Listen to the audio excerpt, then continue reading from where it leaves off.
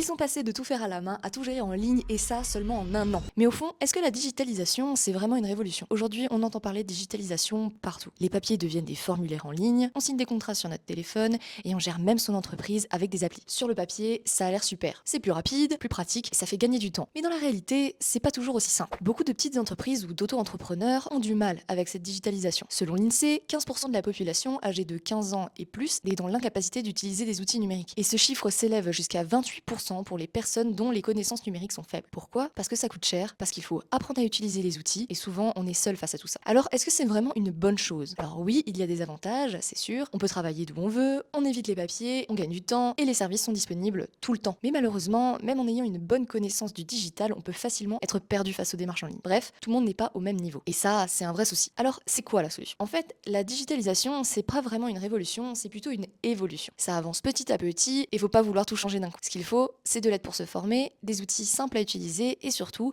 avancer à son rythme. Si vous êtes auto-entrepreneur, le mieux, c'est de commencer simple. Sur Portail Auto-entrepreneur, vous trouvez des outils adaptés, des conseils pratiques et un accompagnement personnalisé et vous avancez à votre rythme sans vous sentir dépassé. Et si vous voulez d'autres conseils pour votre activité ou pour entreprendre plus facilement, abonnez-vous. Et si ce sujet vous intéresse particulièrement, retrouvez notre newsletter dédiée sur LinkedIn.